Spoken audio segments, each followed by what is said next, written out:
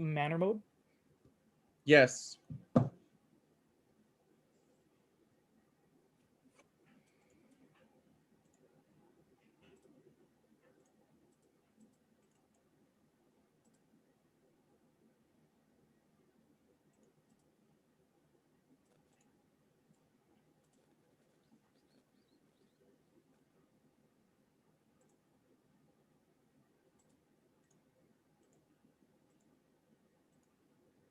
I think we're live, everybody. Yeah. Hey, everyone. Welcome to Good E-Reader Live. This is Michael. This is Peter. And what are we talking about today, Peter? We're talking about some stuff there, Michael. We are talking about app stores and bookstores on e-readers. We know a lot of devices run Android. We know a lot of devices run Linux. What does content discovery look like with those two devices? How do you get your stuff other than using a computer? How do you get your content? How do you get your books, etc.? We're also talking about flush screen and bezels versus sunken screens. Last time we talked about note-taking devices, glass screens and plastic screens, how it feels to write down and all that. This time we're going to talk about e-readers, any size, regardless of size or shape or company. We're going to talk about that. So let us kick it off with app stores and bookstores. So as you know, when you have something like an Amazon Kindle, for a lot of people, they need to, well, everyone needs to get content for their devices. How do you get content? You go to your device, you log in with your Amazon account, and you click on books. You know, you get your books, you get your magazines, you get your audiobooks. It's in the store. Now, companies like Amazon and Kobo and Barnes and Noble, obviously, they already have an established bookstore, millions of books. You can just click on something as you're using your device. It's like recommended for you down at the bottom. If you have a special offers version, there's going to be ads thrown at you. Download the latest book by whomever. So, Michael, what do you have to say about content discovery on, just start with the big three, Amazon, Barnes and Noble, and Kobo, say? Okay. Well, all of them have books by major publishers, the Right. books by authors that books that are on like the New York Times bestseller list or the Washington Post bestseller list. It's the Stephen King's, like Lee Childs of the world. They all have that. So if you're looking for authors that you know or that you've read in the past, whether they're big or small name authors, as long as they're like on a semi well-known publishing company, you'll be able to find the books. So generally Barnes and Noble, Kobo, and all those different companies, they have self-publishing programs as well. So it adds Yep. more content for you. So Barnes and Noble, I believe, has Nook Press, Kobo Writing Life, and Amazon Direct Publishing. So all three of them have official like self-publishing types of things. So if you're like an indie author, you like reading books, you like writing books and stuff like that, you can directly submit your content to those platforms. But there's also third-party market sort of distribution platforms as well, such as Draft to Digital, Smashwords, that will actually distribute your book to all of those platforms at once, making it easy to sort of track your sales without having to log into each portal individually. Some people find that Amazon provides the largest amount of sales, but at the same time, you want to not have everything in one basket. You want Yeah. to, if you're a self-published author, it's probably best if you submit everything everywhere, not just the big three, but everyone else, like Tolino and all like the other sort of smaller companies and things like that. So that's sort of what they do. Amazon also has their own publishing imprints. So they have, I believe, like 9 to 12 right now. And they're genre specific. So you have like your fantasy, your mystery, your romance, all like the publishing imprints sort of are very niche. And Amazon hypes these up to authors, but they also pay authors as well to join their imprint and leave their existing publishing company, because the more content that Amazon has, the more that the Kindle brand has seems to provide a little bit more value, because instead of just having everyone having like 1 million or what, 1,500,000 books. Amazon could say, with 3 million books, Right.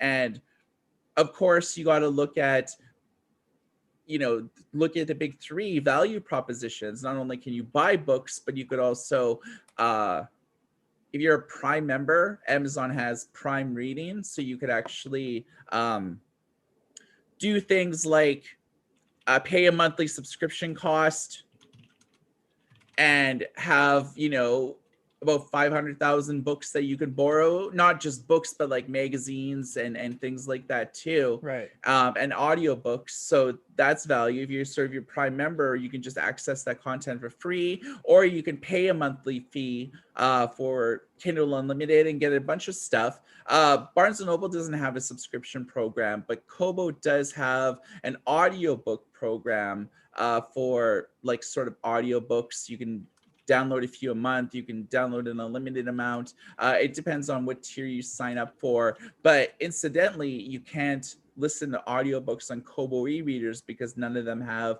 Bluetooth functionality. So you have to use like your smartphone or your tablet, download the Kobo app and listen Right. to it through there. Whereas with Amazon, they have Audible Hmm. audiobooks. You plug in a They have pair the of little thing Bluetooth. there. Yeah. Yep.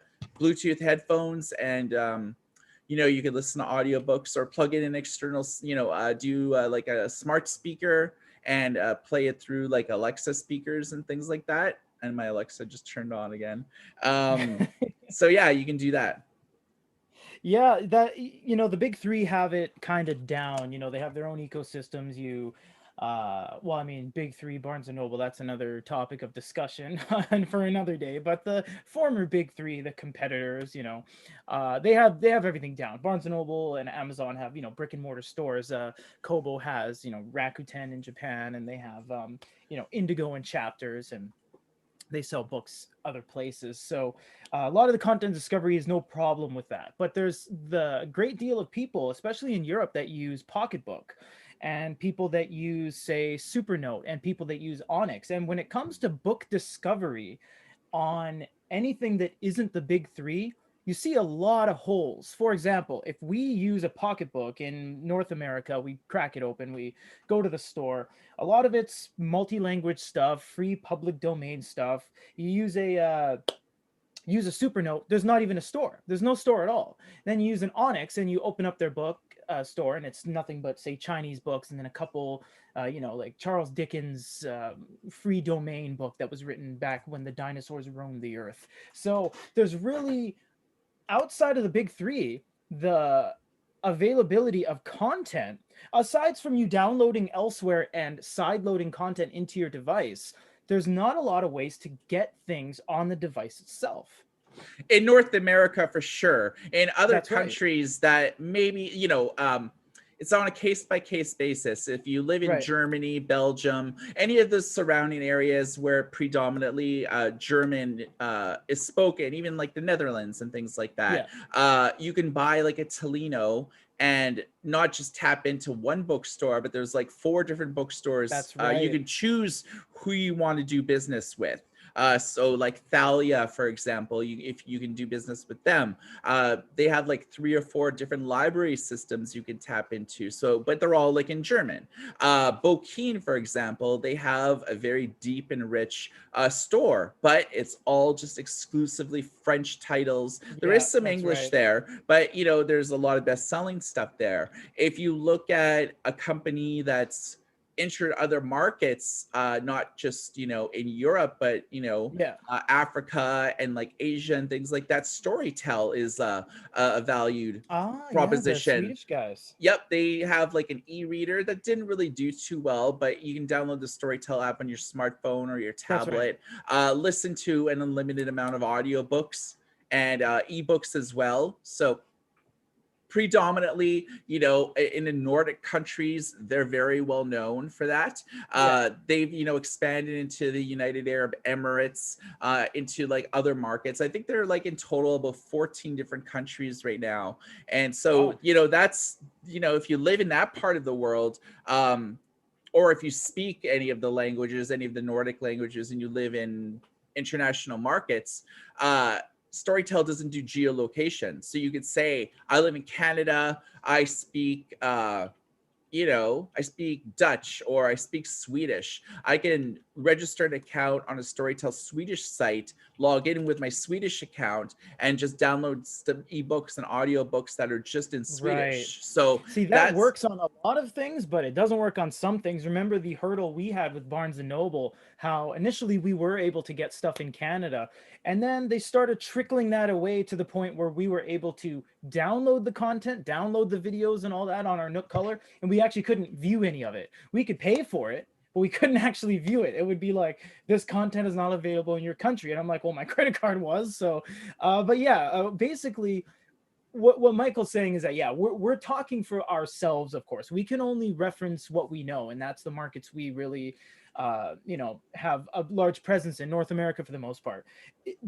Content discovery is pretty available based on what you speak. For example, if I had an iReader or an iFlyTech or a Chinese e-reader, and I speak Chinese and I access the Chinese store, there's millions of books, more than you'd ever be able to read, but they're all in Chinese. So if you speak anything else, Vietnamese, Indonesian, that just becomes not useful to you. So yeah, things like Storytel and Bookstores and Tolino, they're good for their own respective regions, and some spread into tens of markets. But it really comes down to what you are getting. For example, Amazon, going back to that for a sec, if you use Amazon in another country, it delivers you content from that country for the most part. Doesn't work in every single country out of the 200 nations. But when we're here in the Japan office and I log into Amazon, I'm not getting North American titles. They will be there in some capacity, but they'll be buried. What shows up is Japanese books, Japanese documentaries, autobiographies, manga, stuff like that, because it locates you from where you are. Michael mentioned things about certain countries not geolocating you. Amazon actually does. If you're in Canada, you get the Canadian content. If you're in America, you get the American content. but So you're forth. still logged into like your are you still logged into Yeah, your yeah. Amazon.ca account? Yeah, you can log into your certain account, and you sometimes get access to things, but again, it's not plentiful. For example, Netflix does that, Amazon Prime does that. They deliver you content that is around where you are located, and they'll show you things based on your location. So yeah, it all comes down to basically where you are in the world, what device you're using, what store you're accessing. Like Mike said, Tolino can access a number of stores, so that's the advantage of going with them. Yeah, and book discovery is critically important because so what, you have 1.5 million titles, 2 million Right. titles, 2.5 million titles. How do the bookstores and having them installed on your e-reader, like if you have a Kindle, how are you supposed to know what books are good? You Out of a like, million, yeah. yeah, I mean, Amazon I think does it the best because like they have like all sorts of like, different programs. Let me just like look at this really quick because like they just like have so many. Um like, they have like, the Kindle bestseller list and things like that. Um they have like the editorial like top like 50. They have like, best books of the year, best books of the month, best books of the year for children and teens. They have like their own like bestseller list. I'm trying to like think about what's this actually called. Amazon charts. So they have like a system that is basically, if you've never visited Amazon charts before, you can just like Google it and go to your own respective country's thing. I believe it's not available like in all countries, but it's available like in most. And it's based on either fiction or nonfiction, but it's what people are actually buying on Amazon right now. So the top three in Canada is The Promised Land from Barack Obama, Green Lights by Matthew McConaughey, and Would You Rather EU edition by Crazy Corey. I don't know what's about that, but yeah, I mean, it's great Crazy because Corey. this is stuff that people are actually buying, whereas like the Amazon lists are like curated lists. So you have the Amazon website that can do that. But on the e-reader, you don't really have access to Amazon charts and like things like that. So Amazon provides web discovery, some unique kind of systems. And but on their e-reader, they sort of do like the curated best books of the month, best books of the year, New York Times bestsellers. If you live in other markets, they'll have like your your own newspaper, so it'll have like the Toronto Star bestseller list if you live in Canada, or the Vancouver Sun bestseller list. It'll have more regional type of stuff, but of course you'll have your Amazon stuff as well. If you have the special offers editions, you'll get ads basically for different books and things like that, and in addition to lifestyle products like L'Oreal, like hair colors and stuff like that.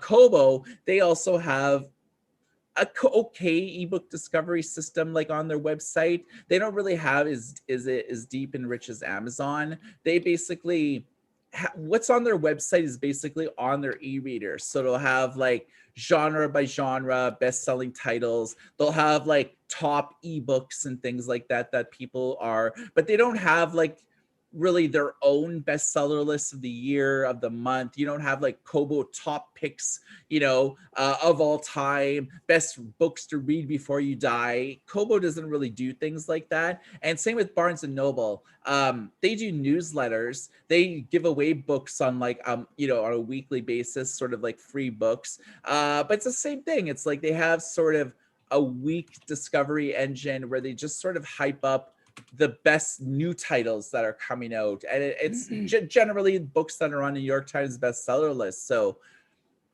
regrettably, Amazon does it the best, which is why the Kindle is like the number one brand in Canada, the UK, and the US. And it has like an 85% market share in all those three of those countries. So everyone Right. else is sort of fighting for scraps, which is why Kobo sort of focuses like on international markets, because they know that North America is just like too Yeah. competitive to really make a lot of money. So that's why like they did it right away by like expanding into like 80 different countries over the period of like 8 years.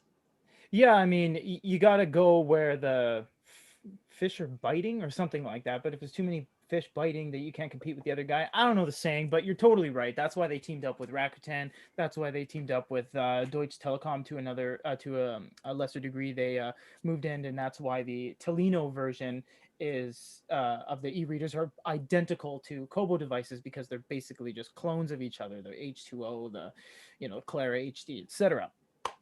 Well, Now, a yeah, lot it's of it's people. it's it's that way because like Kobo bought so the Tolino brand is not just owned by one company, but it's owned by like about four different companies, and it's called the Tolino Alliance. And initially they formed like about 7 years ago to basically fight Amazon, uh, basically to prevent Amazon from being the runaway. They didn't want like what was happening in Canada and the US and the UK to happen to Germany. They just didn't want Amazon to move in and become the most dominant player and basically prevent anybody else from competing. So all these big companies came together.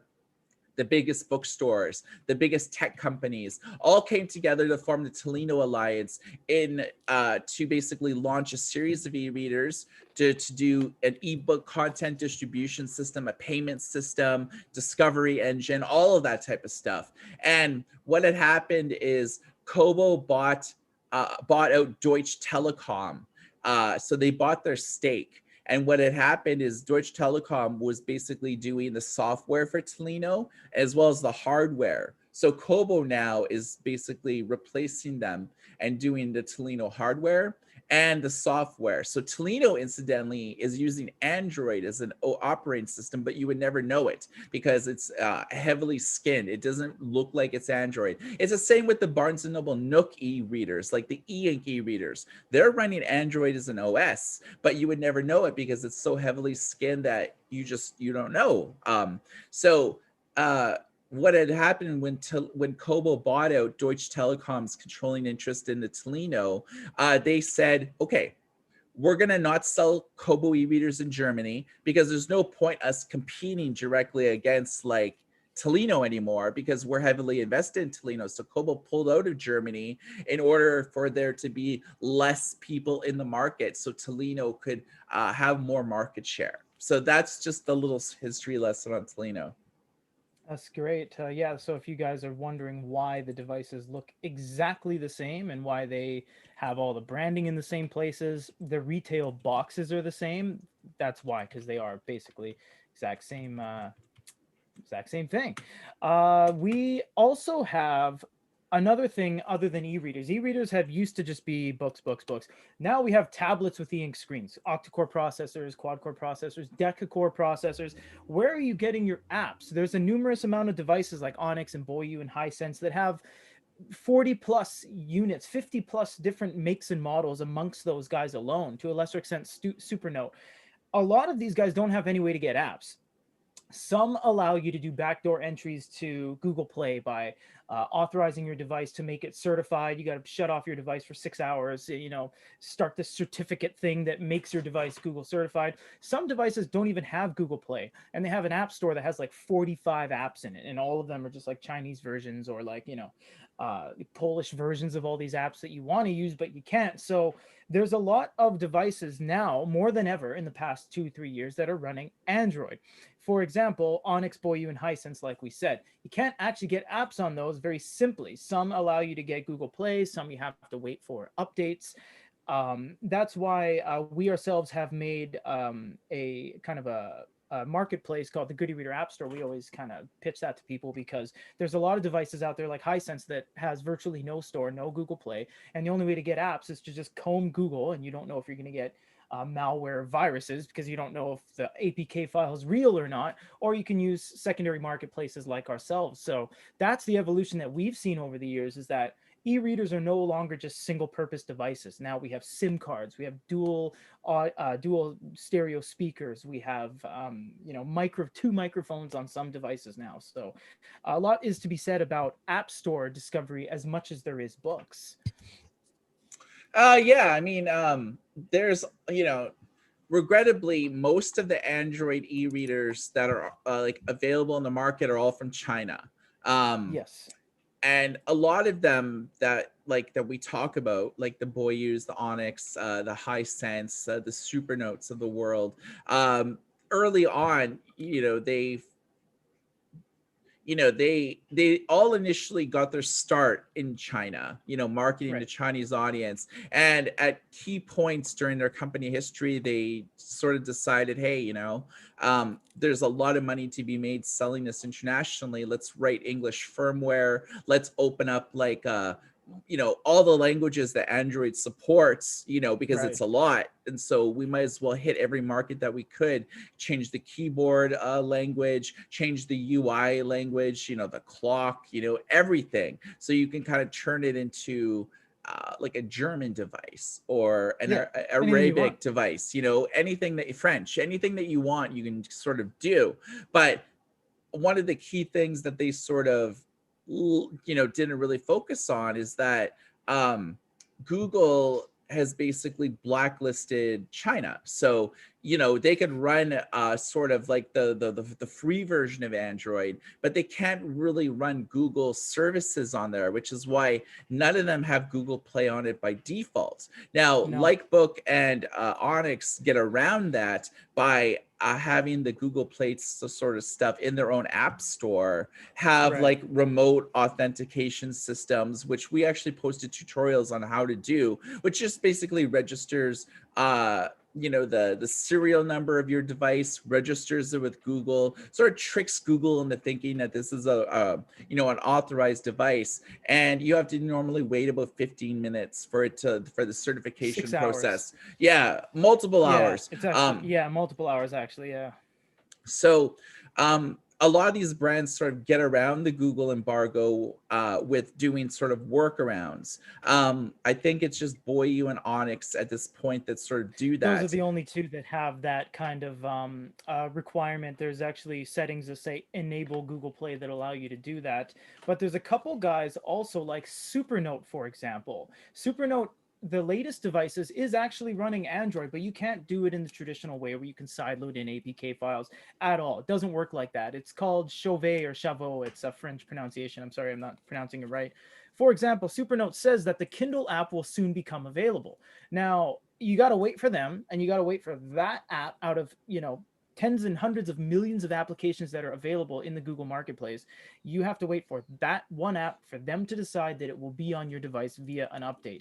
Same with Pocketbook. Pocketbook in the past couple generations has Scribble, Solitaire, Klondike, all these applications, calendar apps, calculators, chess. There's all these apps when you go to a Pocketbook device. It's not running Android, and you can't download from like a Linux app store. They don't have it. So like I said about the evolution of things, we're starting to see calendar apps, scheduling apps, games, and coloring books, but you have no control over what's there. If you don't like it, well, tough noogies, it is what it is.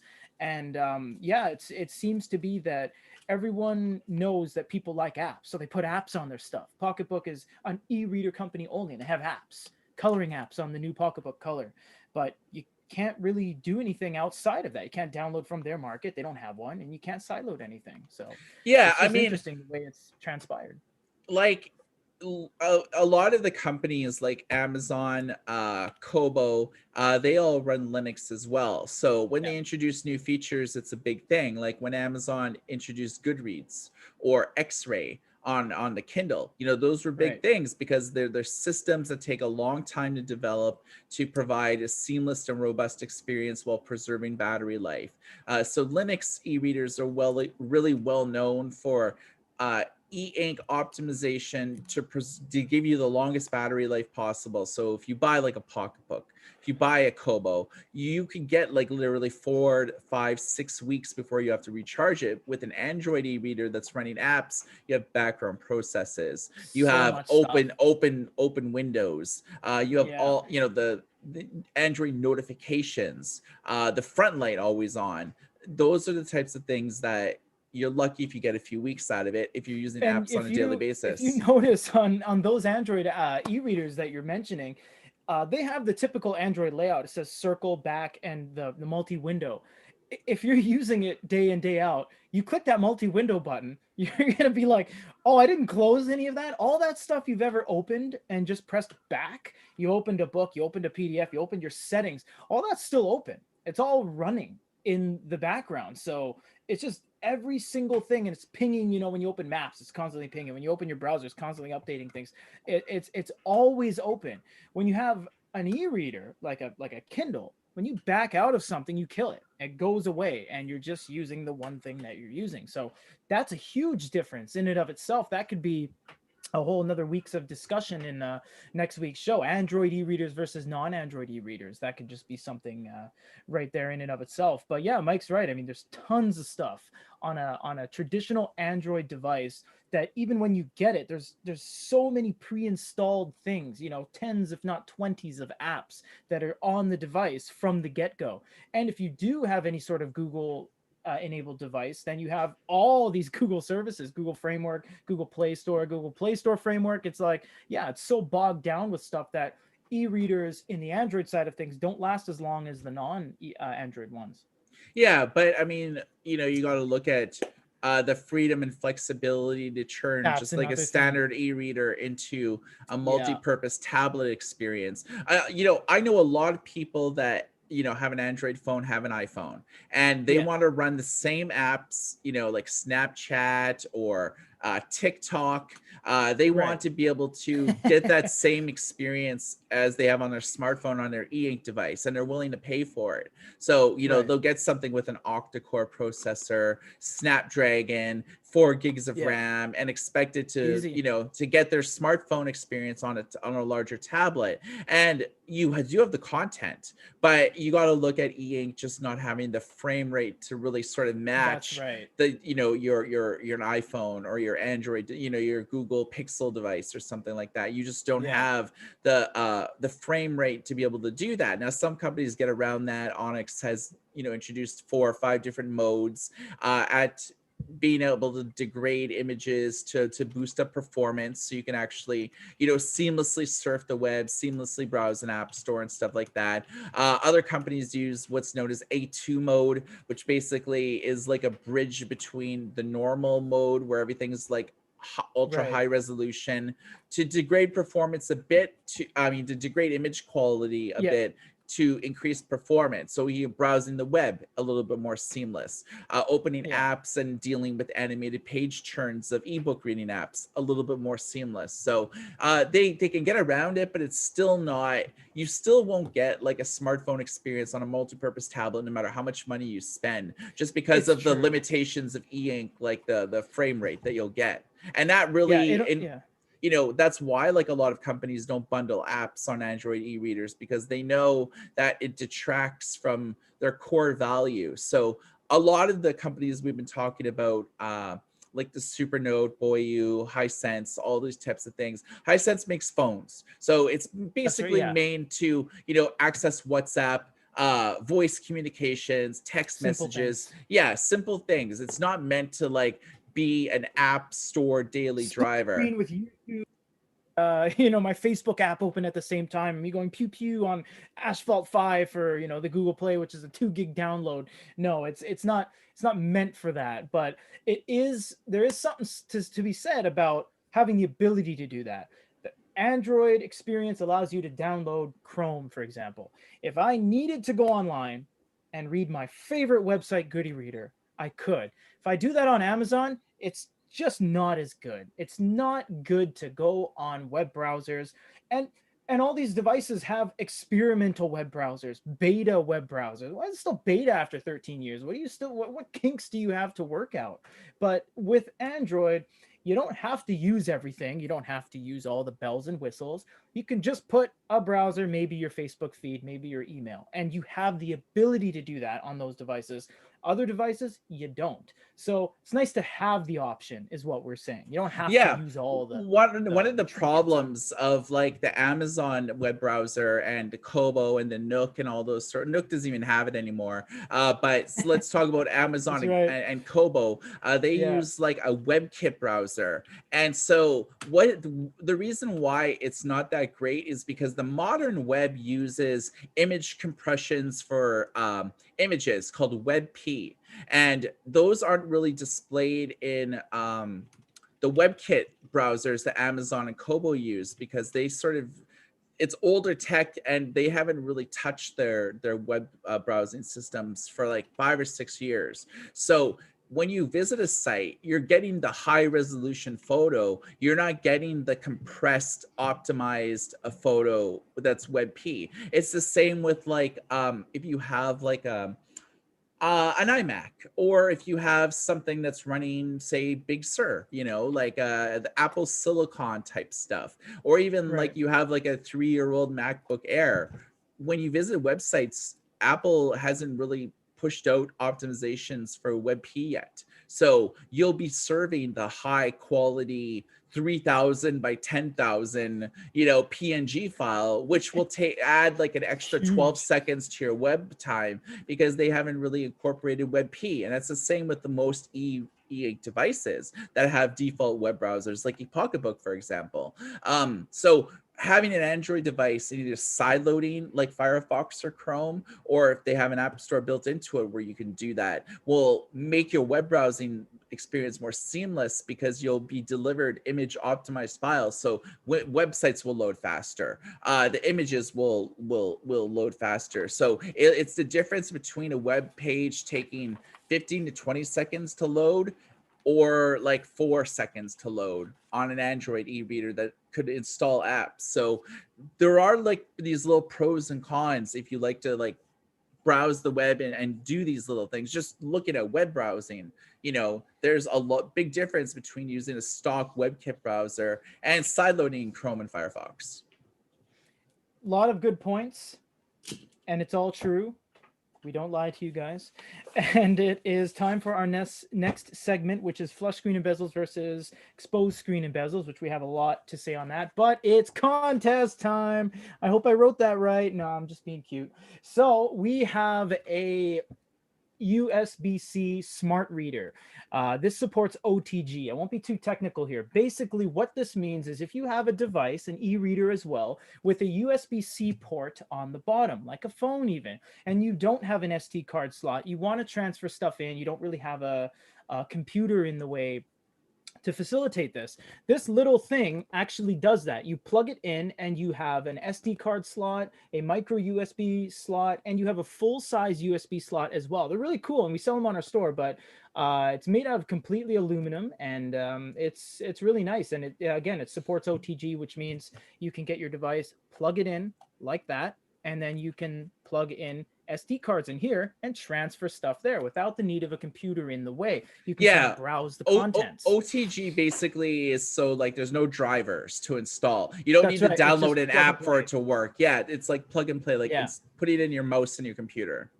Right. So, if you guys can tell us what the first e-reader by Sony was ever made, we have touched on it. We've done a couple Easter eggs in the previous shows, and we showed you guys the Rocket Book was the first e-reader ever made way back in the day. But what is the first e-reader by Sony? If we see the answer, you get it for free. So, moving over to the flush screen and bezel versus exposed screen and bezel. As everyone knows, when e-readers were first invented way back in the Stone Age, we had sunken screen and bezels, which basically means that it's sunken in. There's no flush screen and bezel I design thought in like the we Stone Age we had like tablets, like where people tablets with the guys like ooh, ooh, ooh, and he's with the hammer and the chisel yeah, and the 10 commandments, yeah, on stones, yeah. even like yeah, I mean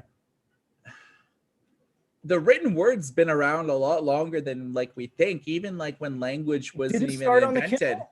No, Really? like people were doing like cave like paintings and stuff to like The what do you call to tell the the history of, hieroglyphics and stuff? yeah, Yeah, yeah, the yeah, capture for the sure. history of the tribe, or your family unit and stuff like that. And people are constantly finding things way older than like we even imagined, like all over the world, which is kind of cool. Yeah, yeah. Yeah, so sunken screen and bezels basically means that the screen is as exposed as it possibly could be. Now, there's some ways that they make it even less exposed by allowing you to do touch via IR, which basically means that it pinpoints your location on the screen, but they don't really support more than 2 touches. So pinch and zoom is like the max capabilities. Now, if we fast forward to say the Onyx Books Note Air, it has 10 touch multi-touch capacitive with a note-taking layer. But when you have a layer in front of the screen, you have possibly a screen protector, the glass itself, the digitizer, and then the actual screen itself. There's so much stuff in the way between your eyes and the e-ink particles in the e-ink screen. That's why when you look at an exposed screen on, say, a Kindle Touch, it actually looks like a lot more raw experience than looking at a Kindle Oasis, because it's got a glass screen in front. It catches more light, regardless of what matte screen protector you put over your glass screen, which you even add even more layers. If that's the case, you're still going to catch more light, more sunlight, more ambient light than you would a regular e-reader. When you see our outdoor test on an e-reader that has a sunken screen, you can shine it at the sun and it bounces almost nothing in your face. It's that was the benchmark when people used to show e-readers and smartphones and tablets, is that you could see them outside. But we're moving to a point where everything's glass screen now and you can't even see them outside. What do you think, Mike? Yeah, I mean, like even with sunken screens now, just because you have a sunken screen doesn't mean that it's using neonode IR touch, which stands for infrared touch. Some sunken screens are actually using capacitive 5-point multi-touch screens, so you are getting like an either or scenario. What I found is like neonode IR touch was pretty popular from like around like 2010 to about like 2014 or so, when like most e-readers were using IR touch instead of capacitive touch. Right. Now if you get a sunken screen, you do get capacitive touch.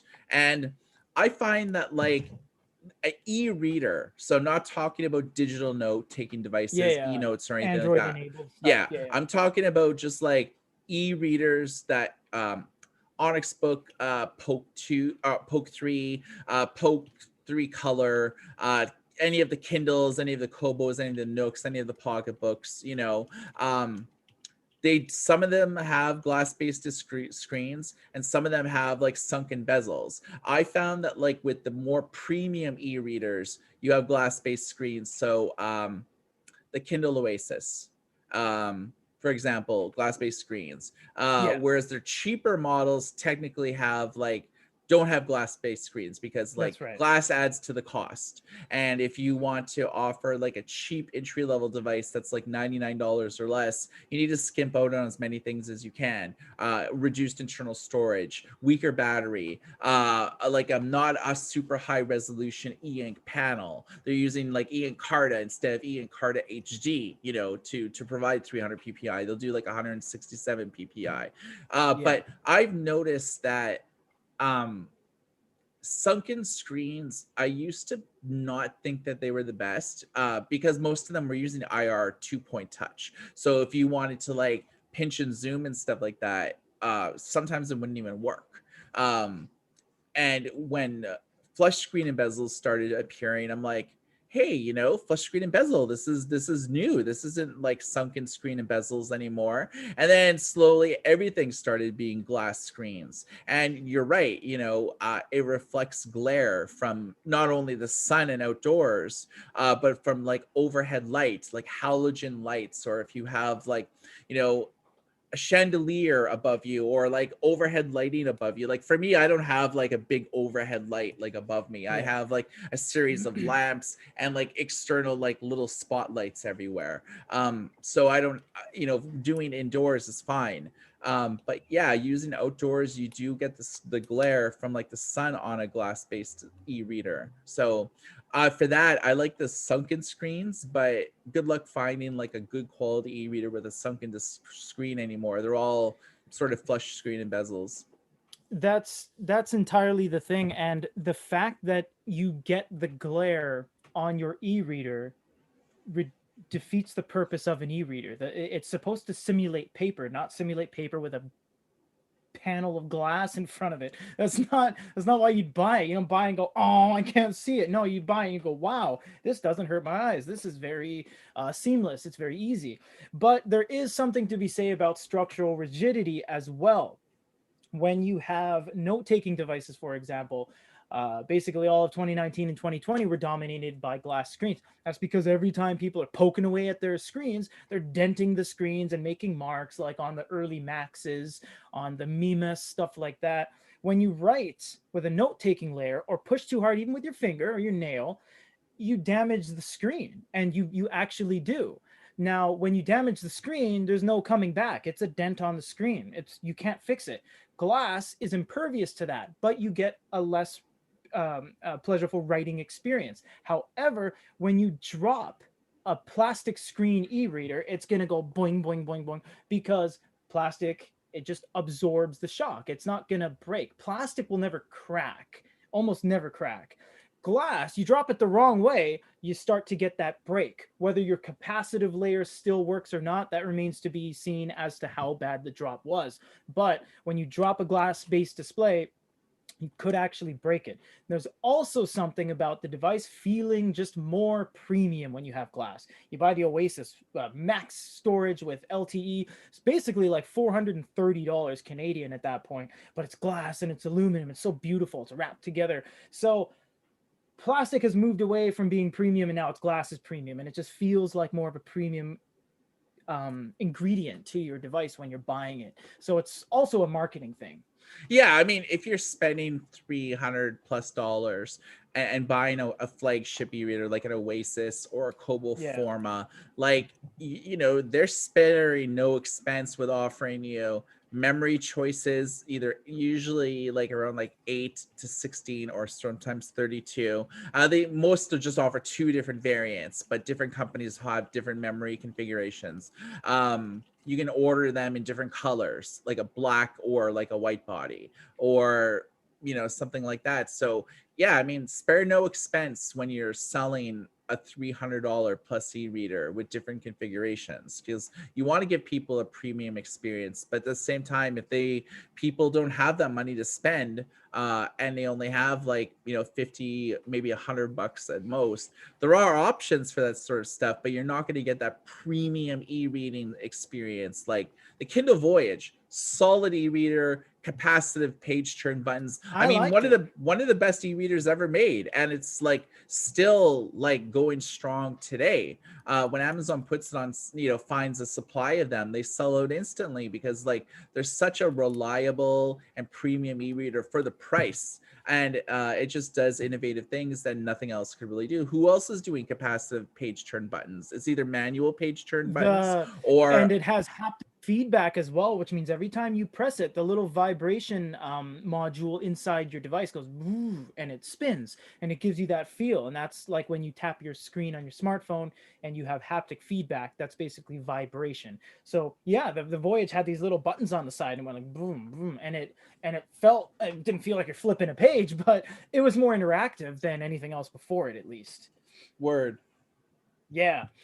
Yeah, so it's a shame though, because when you look at things like that, like Mike said, you're spending your big earned dollars and you want something glass and you want something better. Well, glass doesn't always mean better. We touched on reflectivity and stuff, but if you look at Remarkable, the Remarkable 2, great device, glass. And then you look at the Remarkable 1, great device, not glass. The Remarkable 1 actually feels better to write on. And when you talk about Remarkable, writing feel is everything. It's not about anything else, because it's a marking device. And that Remarkable 1 made last year is actually a better writing experience than the new one that came out, regardless of the nibs. It was just weird to see, like, this device is all beautiful and aluminum and glass, and it's all just, fine and fancy free. It's up there with the upper echelons of smartphones. It's actually better to write on the older one. Although, yes, you worry about denting the screen and scratching the screen beyond repair and all that. But yeah, there's no middle ground, is basically what we're saying. Yeah, it's either flush screen and bezels with glass or sunken displays. There's no really either or anymore. Whereas like No. 5 or 6 years ago, there was choices. There was more choices. There was actually flush screens without glass.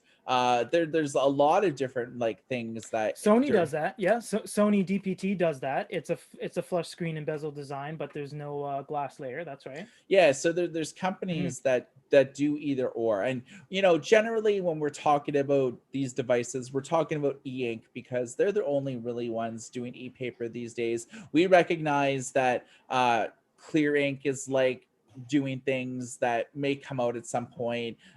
Plastic Logic, they do their own EPD type screens, but they've only kind of been around in a few different products, nothing that you've ever heard of before.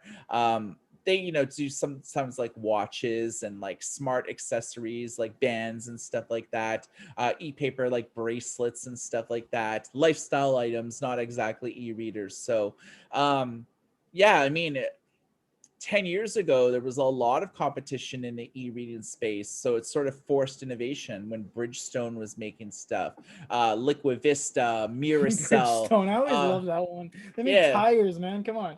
there was all sorts of companies involved, Cypex, or Cipex, wherever it's I don't called. know. There was all sorts of alternative e-inks like to e-ink, and that sort of like forced e-ink to really sort of innovate early on by like Yeah. offering different types of experiences and offering color really early on and things like that. And basically one by one they all fell off, either went bankrupt or they just shuttered the division or they sold the technology off to multiple partners and nothing ever was done with it again. So regrettably, with e-readers these days, it's all just e-ink, and so there really isn't Yep. any competition to drive down costs. So you know there's a reason why e-readers have slowly increased in cost, because of the glass Wacom digitizer layer. It's just like e-reading companies can't scale up enough to get discounts on all that type of stuff, because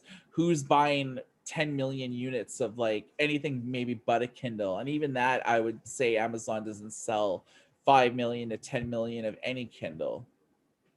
Yeah, if you joined us last week, exactly on that, e-readers started off really expensive, 4.99 USD, 6.99, and then it went down and it was a race to the bottom 2013, 14. You can get stuff like $29 for the relaunch of the Kobo Mini, of $39 on sale, Kindle Basics. And now it's going back up again. Like we just mentioned 10 minutes ago, the Oasis 32 with LTE is like 400 plus dollars for an e-reader, Yeah, man. and note-taking devices have resurged to like the Padmu and the Guido and the Max 3, and they're upwards of like $1,600. I know there's special circumstances, but we're just saying we're seeing everything come full circle, and what was once a race to the bottom is no longer, and things are just expensive now. So yeah, there's something to be said with the reflectivity and the premium feel and all that. So yeah, that's basically the difference between a flush screen and a exposed screen. We're kind of sunken in. So yes, we did get a winner to the contest. I can't remember who that was there, but we did send a. Oh, here it is. Mikhail or something. But yeah, we did get a winner to the contest. The first e-reader by Sony ever made was the Librier, way back in the day, and it was the first one that Sony made. So you will get this absolutely for free. We have already told you to email us, and we will send this to you for free, regardless of where you live, unless you're in Kuwait or North Korea, where we cannot unfortunately send because we have no capacity to do so. So why Speaking don't we? of Go ahead. international countries, the Okay, Good E-Reader good segue. Good store segue. is actually running a Cyber Monday and an extended Ah, Black Friday deal on e-readers. let, So, let's plug away. uh, Do start the so plug. like, so the reason why kind of quickly that we started the store is because like it's really hard to buy a lot of e-readers in North America or worldwide. You can buy Kindles and Kobos, sure, but can you Yeah, buy Nooks? Can you buy pocketbooks? Can you buy Onyx books or Super Notes and things like that? It's not it wasn't really easy like 3 or 4 years ago when we launched our store. So we launched it pretty well to give people access to like really popular e-readers that wouldn't otherwise have access to it. So our Black yes, Friday deal, we have deals like the pocketbook Color 199, Onyx Book Poke 2 Color has a discount. We have discounts for like styluses, color e-readers, and things like that. With our Cyber Monday deal, we have like different tiers. So if you yeah, spend $300, you get $15 off. If you spend over $600, you get $25 off. So you get an added discount on top of discounts. So if something is on sale, you'll actually get an added cash back on like the deal. It's basically coupon yeah. codes that you can actually save even more money with. So you might want to check out our store, goodereader.com/shop, and you can check all that out. And we ship worldwide. A lot of stuff we ship like same day as you order it. You make a good point. There's a lot of people that are watching right now that say, "Oh, I don't have a problem with that. I just order on Amazon. I just order on my respective market." There are more countries than just your guys' countries and our guys' countries in the world. We have shipped to. I wrote a couple down because I was just. We ship everywhere: Romania, Lebanon, Papua New Guinea, Uruguay, Ghana, Botswana. I mean, we ship everywhere in the world, and those people don't have in Libya or Lebanon. There is no the Lebanon 3000 is the greatest e-reader ever made. No, they don't have an access to their own e-reader device. There's some European countries, and obviously China has their own markets of e-readers, but there's 100 plus countries in the world that don't have access to these. Why we started the store, and why Fujitsu is now available everywhere, why the Hisense is now available everywhere, why the Kaite slates are now available everywhere. We did that. We are the ones shipping internationally because there's no way for these people to get them unless they get them through other sellers like us. So that's why we opened that store, is because there's tons of countries in the world. There's more people than you think, and there's more people that watch us and consume our content. And we say, well, why don't we offer these devices that we always talk about to everybody? So that's why we do that. So yeah, Yeah, and tons of deals right now. we only sell stuff that we really get behind. So if like That's something gets right. a good review, we'll stock it in the store. If something gets Like the like a Storytel. The Storytel has a great app, as you mentioned, Mike, but the reader wasn't really relevant outside of Sweden. So in turn, we don't sell it, because if we sell a Storytel to you in Chile or Brazil, you grab this, you're like, what the heck is this? Can't read it, can't download anything, so we don't sell it. So that's why we sell what we sell. Yeah, and there's like a lot of Chinese e-readers that are like region locked to just China that like well, there's no point because like you need a Baidu account and you can only sort of get it if you Yeah, live in China, or you need to like, you know, register it with a Chinese phone number that's like two-factor verify like authentication to be two step. verified. Yeah, Yeah, right. so Good luck. you know, there's no point us doing type of that. And just like crappy build companies like Artitech, you know, they're a company you probably haven't heard of before, but they make really crappy subpar devices where we just can't get behind. Like some Yeah, of their products got like 1 out of 10 during our review, yeah. where it's like we wouldn't wish this like on our worst enemy to like give them the e-reader. It's You like give, instead of a lump of coal from Santa, you give them an architect. They open up like, oh, what the heck is this? Oh no, that's true. I agree. And you know, it's not always about the device's build quality. Sometimes we have an anomaly and we see a really good device with really good specs. I'm gonna name drop right now. The Whiskey EE right came out early on, deca-core processor, Android, note-taking layer. It was fantastic. We got our sample from the company. We're like, let's move ahead with some distribution agreements. We email them. We're like, we wanna sell your products. Hello, are you there? Months go by, years go by, the leaves change colors, no response from the company. So it's not always about the device. Sometimes the device is really good, but we can't sell it because there's no physical way we can have a proper communication with these companies to be able to sell it. So we have the Whiskey EE, right? 1 unit of a review sample, which we might even throw up on our new flea market, which we have going right now, now that I think about it.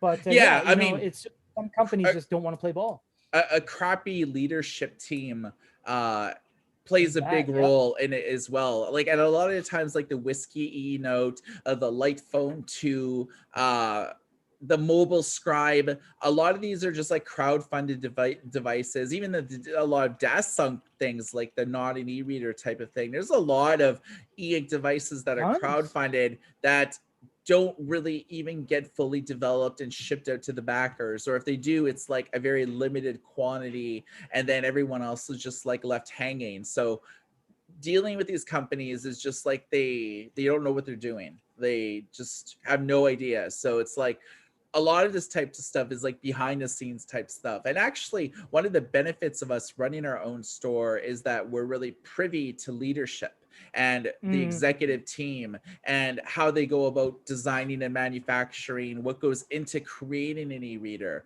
the supply chain, you know, where the the factories that do the final assembling, where do they source components? You know, we've learned about all that type of stuff too. So it allows us to basically expand like our knowledge pool and just know e-readers fundamentally than like any other sort of news outlet. So it makes like our news website a little bit more compelling because we look at, say, an e-reader from multiple different angles, just not like the tech specs and the content distribution That's systems, right. but what went into the e-reader, who made it, you know, who are the people in charge. You know, we like to like look at that type of thing because it's when it comes to crowdfunding, you know, your executive team is everything. And sometimes even a good executive team is not enough. Did you look at that Quibi app that basically raised like hundreds of millions of dollars? Meg Whitman, who is like the CEO of like eBay before it got big, and Hewlett Packard and all these other companies, they basically formed like a streaming bite-sized alternative to like Netflix, which was like 5 to 10 minute long like videos. And within like 8 months of launch, they were basically, nope, we're going out of business. See, that's another thing, is that communication is very important. And this is another way we give back, like legitimately. There's a lot of people that buy a Boyu Aries on AliExpress. There's people that buy the pocketbook. There's people that buy the Onyx books. And they met and they say, oh, I messaged the company, but they didn't respond. And that's no credit. That's no discredit to them, the individual companies. Sometimes they're too busy. Sometimes they don't have access to reply to you outside of their respective country, like China. But we get tons of people from, I don't know, Vietnam, Laos, Pakistan, Sri Lanka that say, I bought a Boyu, but I can't do a warranty. I can't do an RMA. I still have a warranty. I bought it 7 months ago. We can help you with that. You can talk to us. We speak English. We have good ties with all these companies. We can help facilitate things like that. And that is the way that we genuinely give back. And we're expanding as quickly as we can. We expand into other markets and other countries and try to be as close and available to you all as possible. So that was a long plug, but Yeah, very I mean, useful, I think. when you deal with like companies like AliExpress or They're like any of one the and done sales. DH Gate, Yeah. Banggood, Wish. you're not buying the e-readers directly from that company. You're not Not at dealing with all. Wish directly. You're buying with like distributors that have created an account that are selling Yep. things, and It's often just they're a like guide. one-man operations. They buy stuff on eBay and they flip it at like double the price, or Yeah. they charge like a premium, but they're just one-man operations. When you buy things on Ali, you're not dealing with Alibaba or anything like that. You're Ali dealing, Ababa. yeah, you're dealing That's with like, Aladdin's name from when he was a prince. Prince yeah, Ali Ababa, not the website. yeah, so whatever. Oh But yeah, man, you're just dealing with that's one good. guy. Same with Yeah, Amazon too. It's like a lot of sure. people who are selling things on Amazon are not the companies that made the product. They're just like a distributor or something like that. And if you have a problem and you're dealing with a one-man operation, do you want to accept returns and lose the money that you made on a sale because they're not happy and they want to return it, or it's a defective and they want to do an RMA? It's like they don't have the infrastructure to do any of that. So you might be able to save $20 buying it on like Ali or eBay, and you just don't know what you're getting and you don't know who Yeah, you're doing business with. Whereas like us, we've been around for like what, like 14 years now, and yeah. it's like we have specialized in e-readers from like day one. We don't talk about new iPads. We don't talk about the latest Pixel smartphone or the new Apple chips or anything like that. You go to E Gadget or like the friggin' Verge for that type of stuff. For us, we specialize in e-paper, we specialize in e-readers, and anything that has to do with like alternative e-paper text. So Right. we talk about TCL Next Paper. We talk about like monochrome displays because they're on e-readers. So yeah, I mean, we're just specialized, and so when you buy from us, you support us. It's like you give us your support, and that means like a lot to us. And segueing from that exactly, we'll go into questions because this actually has to do exactly with that. What we were saying about e-readers being available to everyone in the world, but there not being a way to buy them. Someone just mentioned right here, Mr. FHSK said e-readers are virtually unknown to many people here in Indonesia. I like seeing people's perplexed faces when I tell them I own a device that can only display text. And you see right there, Indonesia again doesn't have the Mi Goreng 4000, which is the greatest e-reader in Indonesia. They don't have that. You have to buy a Kindle, or you have to buy something that we You sell, have that we to sell to import you here. something in because there's no That's like exactly it. locally made e-reader. Right. And someone just asked right now, we'll start with the questions with this just because it's right here. Goody Reader ships from Canada, question mark, says David James. We do, David, but you have to message us before because we have 3 offices right now. He's over there. Wait, there we go. Wait, how can I point there? There you go. Michael right now is in the Vancouver region, spearheading the Vancouver office. So we ship from there with certain things. We have stock in certain places. I spearhead the Japanese office right now, so we have certain allocation of stock here. We also ship from Oak Park, Illinois, which is near Chicago, and we have stock there. So you have to mention to us what you want to buy, when you need it, and we'll help you ship it from the closest place possible. We try to be everywhere as best we can. So that's the answer to that question Yeah, there. we also have a warehouse in Hong Kong that we That's right. use for like a lot of the Chinese products that we resell. We just sort of like buy from these companies and hold them like in our warehouse and then ship directly from the warehouse to wherever you guys live. So it shipping from various countries just depends on what you want to order. Like some countries, we only have specific products in stock. Others Yeah, like other products. that is correct. So the questions start with Cornelius. He's a longtime viewer. He says, will you guys consider alternating the times of those live streams? It's 1 a.m. here in the UK. Yes, Cornelius, we tried to do a midweek show at a different time slot. It was wildly unsuccessful, and it seems to be that this is the best time slot for the vast majority. Yeah, we tried doing like a Wednesday show at like midnight my time in order for like to reach like everyone from like our UK audience and like overseas audience. And yeah, it was like less than 100 people. There was like I think like virtually no 12 people engagement. joined in, and Yeah, like, there was yeah, just sort of like no point of like doing it. So this is the best for the live stream show, but no matter where you live, you can catch the VOD and just like watch it on yeah. demand. I mean, you can't weigh in on the discussion right now, but yeah, we're trying our best. Someone says, "I have never tried a Kobo. Are there any advantages over a Kindle in terms of the build quality? They're roughly the same. They emulate each other. The format looks like the Oasis, etc. It's the content delivery. So, Michael, what would you say is the advantage of a Kobo over a Kindle? Well, you're it's basically the same books, but Yeah, it's the little things. Kobo, what they do really well is offer more customization and quality of life features. So you could really change the fonts. Now, all e-readers let you change the fonts from like maybe Arial to Times New Roman to a dyslexic font and things like that. But Kobo allows you to change the weight of the font. How is the weight light or is it really heavy? Do you yeah, really want like a really bold font because maybe you need glasses and you want to read an e-reader without glasses, so you turn the font up a little bit more, you make the font bolder so it's easier to see, and that's a quality of life feature. Kobo is the only e-reader brand that has overdrive integration built in. So instead of mm, buying books, you can just borrow them from your public library as long as they do business with Overdrive, which most do.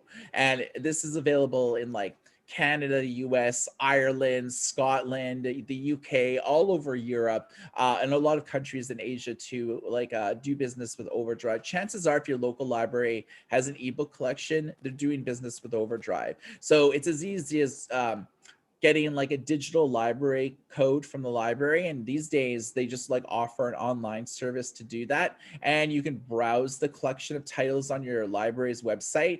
Scroll, you see a book that you want, you click on it, you click borrow, and it's like automatically put in your e-reader's library. So I mean, that's a huge advantage because, like, why pay for books when you could just like borrow them for free? And I mean, Kobo is really the only one that does that. Amazon does it, but only United States, and you can't borrow the ebooks on your Kindle. You need to use the web browser, click send to Kindle, and like do it manually. But like, Amazon doesn't even promote that the Kindles do this, and so I think Kobo is the best for that because it's just built into the e-reader, and it's just so seamless and robust. right. Yeah, that's a huge benefit, actually. One of our paid members, Abraham Zakaria, has asked a question, so he goes to the top of the list. He says, "No offense, guys, but isn't the price for e-readers in your store costlier?" Actually, no. We have distribution agreements with Onyx, Boyu, Pocketbook, for example. So those prices are exactly the same. Things like And Fujitsu and sometimes Sony even lower. and sometimes even lower. We play ball with all these companies, and we are distribution partners. So we always ask them, can we run discounts? Can we? What's the rules for the latest release? Do we have to match your MSRP? So in that regard, no, our prices are actually the exact same. With things like the Kindle and the Kobo, yes, absolutely, they're more because these are gigantic, near $1 trillion companies. They don't resell their products to just anybody. And as big as we are, and as we've been around for 12, 14 years, we can't get wholesale on Kindle. So what we do is we actually buy them so that we can sell them to people that don't have access to them at all. For example, if you live in uh, Latvia, or you live in Qatar, you have no way to get a Kindle. Well, we can give you that Kindle. It's more money, but we have the ability to offer it to you, whereas there's no other way for you to get it. And one more thing, if you were to get things like the Fujitsu, the Sony, the Kaite, stuff like that, There isn't anywhere else you can buy it. You can only buy it from us. And we don't try to capitalize on that. We need to obviously make money and keep our profits to some degree, but we are the only people that sell the Fujitsu and the Sony. Sony pulled out of the States. They don't sell it there anymore. We have we sell brand new units with warranty anywhere in the world. So when it looks like our items are more costlier, they actually aren't. For Kindle and Kobo, of course they are. We have to resell them. Yeah, like So Kobo, yeah, Amazon doesn't have like a Kindle third no, party sort of like program where they could resell Kindles on other websites. They don't have it. Kobo no. does have it through Ingram Micro, but you have to get like a meaningful discount, like more than $5 off. You have to buy like, I don't know, what is it, like 50,000 of them in order to like get like a good discount. And it's like there's no way we're spending 50,000, like getting 50,000 Kobo e-readers and spending like $800,000 to $1 million just to like offer Just to get to sell like five. sell to basically sell like Kobos as much as Kobo Yeah, sells them for. So no, there's a reason why some brands are a little bit more expensive, but like on like a case by case basis, we undercut every pocketbook reseller by like at least $10 to $20. We undercut like a lot of resellers like Supernote, Boy You Like Book, right. Onyx's, like more than not, even Hisense phones. We undercut Yeah, every single distributor out there and like actually charge less than they do. We make less, but at the same time, it's like, would you we rather bring it to spend you. would you rather spend less money or spend more money? I don't know. And that actually spans from what Abraham just said here. And he said, good to know. Yeah, there's no Kobo in the UAE, United Arab Emirates. And I tried to get the Libra here, but it was kind of expensive. Now I know the reason why. So thank you, Michael. Totally. Someone, Cornelius says, do you often get hate comments? Absolutely. We get them constantly on the message feed here. We just either hide them or delete them because they're like, oh, you guys are stupid. You guys are ugly. It's like, I don't need that in the comment section. So we're just going to bypass that and get on with the rest of our lives, if you don't mind. So yeah, we get hate comments constantly. Yeah, like especially like on our news site, and Oh, sometimes dude. like I use them as like my, like on Skype. Somebody called me the least coherent tech I journalist, remember. and so that's I been like remember my that. Yeah. Skype, like Michael Kozlowski, and like having a hyphen in that is like a long time, because like Yeah. that was great, Yeah. like there's like hate, like like people are just like using monosyllabic, and Constantly. Yeah. just like you suck, and like not proper grammar or anything, or them just There's a going proper off. argument. Yeah, like writing like You a suck. a 5 paragraph diatribe on like why Yeah. Goody Reader is like irrelevant, and everybody involved in like the website operations should be like rounded up, and Yeah. blah blah blah blah blah blah. So yeah, Yeah. I've we get a lot, constantly. but Constantly. it doesn't, I don't take it all seriously, because it's like the No. internet. People are safe and anonymous, and they can act like jerks, and there's no penalization. Like you could be There was like, a guy on that on the because of what you said. There's a guy that went on a review site and gave us a negative review, and he said these guys are terrible. I had to wait 3 days for my e-reader, and he started a credit card chargeback within 12 hours, quicker than we could even process his money to get his item processed to him. And he's like, oh, these guys are terrible. They're the worst. I got all my money back, and I started a chargeback, and I'm like, we didn't even have time to communicate with you properly, sir.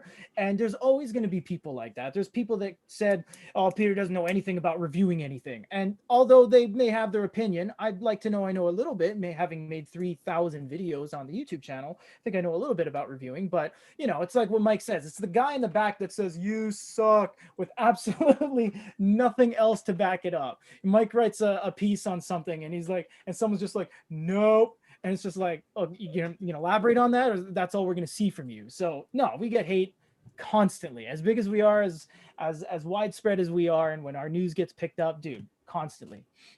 yeah. And I Yeah. mean, like you went to like a film school to learn how Yeah. to like to film properly, and to like white Sure. balance things and stuff. I got like a journalist degree, so I know a thing or two about linguistic prose. um I know how to, I know how to write good. I was Uh, gonna say Mike's trying to say he uses words good. yeah. So Next question. I I'm gonna don't, send this one. Oh, sorry. Go yeah, ahead. go on. Okay. I'm gonna send this one to you, Mike, because I know you just had a meeting with the guys at Supernova. A5X. That's the question. Yeah. So it's like not gonna. So COVID's disrupted everything. Yeah. So it was supposed to come out this year, just like the A6X did, but it's like it's delayed to an indeterminate date. Nobody knows when. Part of like the holdback is just getting certification to sell it in specific countries. Like the FCC and like everything is like tremendously backlogged. Plus, like going into the holidays, good luck trying to get something approved anytime between now and like, uh, when everyone's coming back from like New Year's holiday and stuff like that, and actually getting back to work. So yeah, all the different certifications is just taking like a huge backlog, and a lot Yeah. of these companies like Supernote, it's like they have to get it certified to sell it and to deal with resell vendors and into other markets and things like that. They're just selling in China. Who cares? You just need to like you know get it approved by like the Chinese like regulatory like authority. But if they're selling in Japan, they need Japan certification. If they want to sell in the US, they need FCC. If they need it in Canada, it's like I believe it's the FCC as well, or no, what is it in And Canada? it's not just that, it's actually when you send stuff too. You can be ready with FCC and you're not ready to send it. You need a stack of paper thicker than the Bible of battery information, crush tests, where the battery is located in the device. Do you have access to an eye wash station if a battery explodes? Have you? I looked through one of those battery clearance packs before. This is good, without exaggerating. It's like 10 to 15 pages of just documentation and like the temperature which it goes, its max temperatures and stuff. So even if you get those clearances, you may not even be ready to ship internationally to Brazil, to Sweden. There's a lot that stands in the way. Someone says how oh, this is a good one. I actually flat, not negatively, but I marked him. He said, anyone know how to get the one book manga reader? Michael has actually started. He was the one that started the communications with Progress Technologies in Japan, and then we got 4 samples sent to us in Canada, and then I moved over to the Japan office to spearhead that. And I've actually went to meetings with them, seen them at trade shows. They're not ready to ship internationally because they only have 2 things. They have Dragon Ball and they have they have Fist of the North Star and Naruto. That's it. There is nothing else in English other than that. That's They right. have tons of content in Japan. I could go to a store. It's called Tsutaya here, and I could buy a one book reader, take it home and read it and use it. We can get you one, and we have done it 2 or 3 times in, not it's not a lot. We've done it 2 or 3 times in the past year. Someone says, I really want one. I don't care if it's Japanese. We can get you one. We can go get it and we can ship it to you. You can send us a PayPal request. It's possible, but we don't have any distribution in place for it. Michael, go ahead. Sorry. Yeah, so because we don't, okay, so I begged them to let us sell in our store, but what they keep saying is that they don't have a license to sell any of the manga outside Japan. They only have a license to sell the manga in Japan. With the latest E1 book, they actually have proprietary SD cards. So you would buy an SD card from the company with the Yes. entire like Ranma one half series and like put that in, and you have like basically 1,200 different graphic novels preloaded on there, and it's like $50. So it's like it's a pretty freaking good deal, because like to Yeah. buy that in print, you would spending quadruple that. So they have like complete and full series. So spending the like $50, like US equivalent, is actually a really solid deal, but it's only in Japanese and it can't be translated to English. No. They don't have like an English, like a switch to flip it to The English to first one Japanese. did, but it's no longer Yeah, available now. So exactly. And no, you so can't.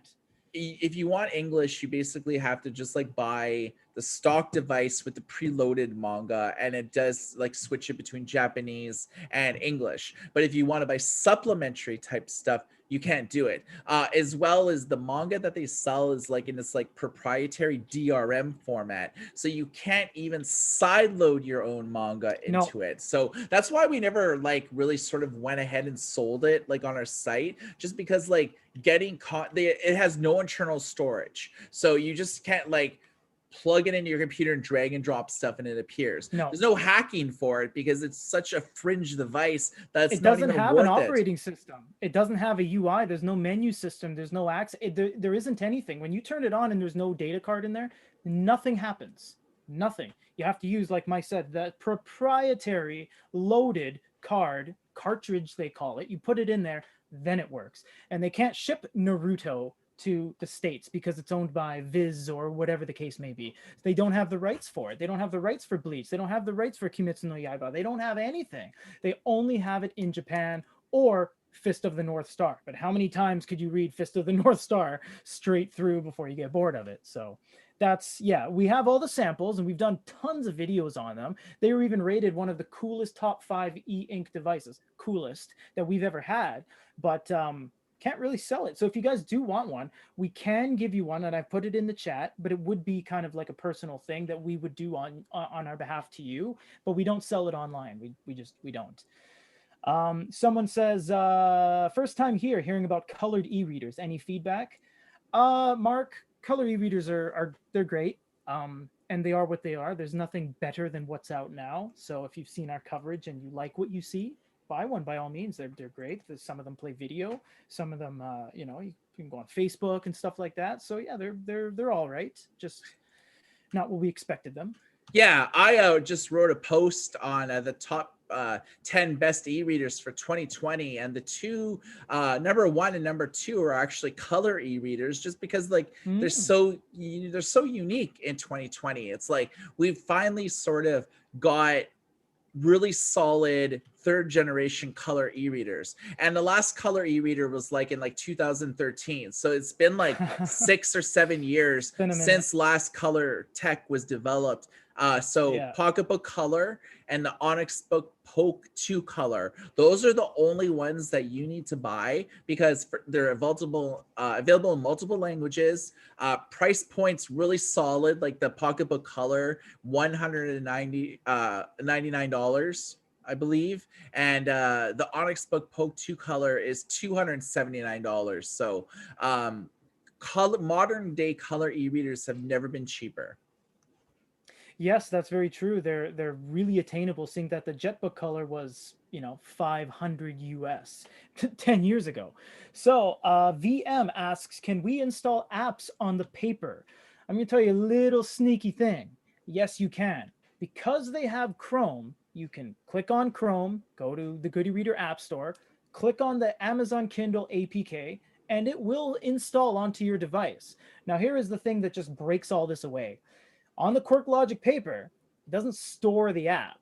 So once you click install and then open, you're reading your Kindle book. You're like, oh, this is the greatest read, since sliced bread. The second you go back, that app is gone forever. There's no way to open it again. The only way to open it again is to download it and install it all over again.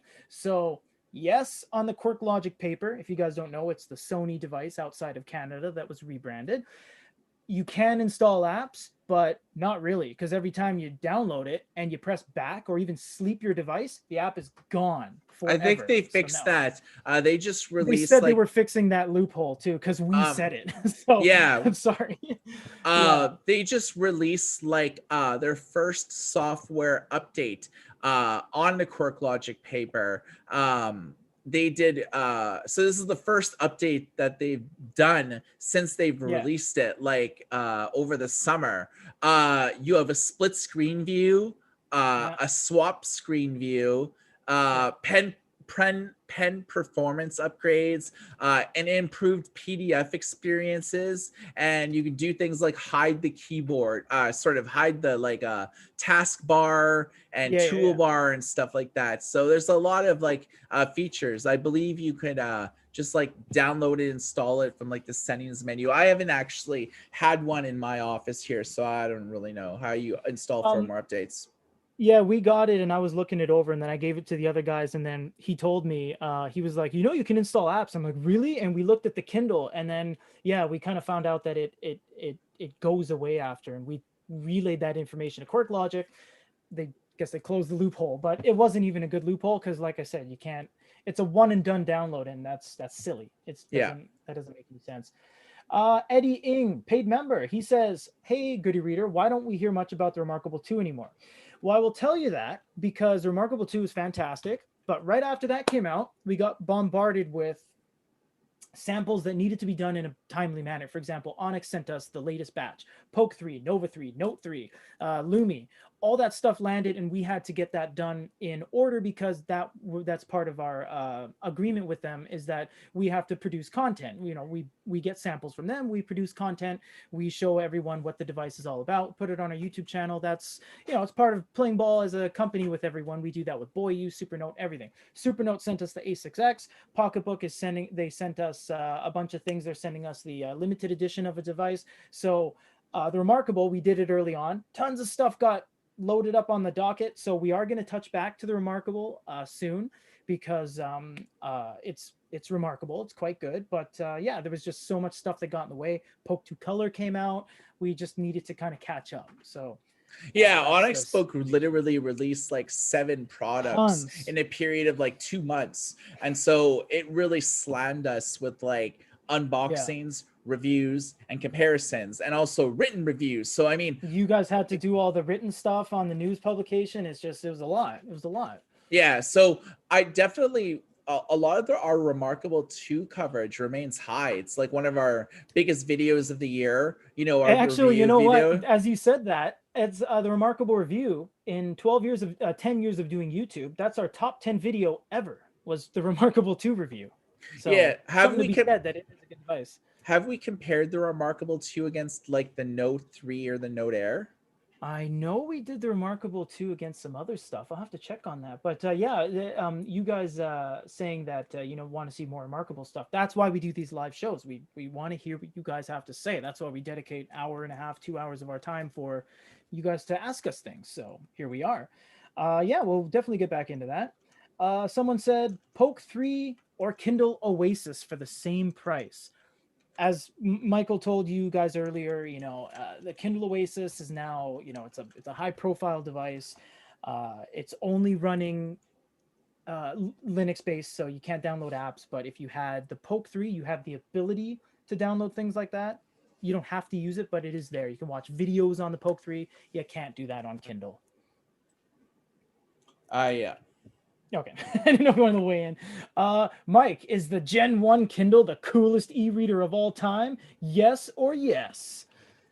That's a real N- question. no. It's You didn't certainly have that not. option. You had yes or yes. Uh, I gleefully abstain from yeah, answering that question. No, I mean, for its time, I mean, it was like sure. the first mainstream e-reader. Like before the Kindle, sure there was other e-readers, but like nobody really, it didn't really attract the media attention that Amazon did.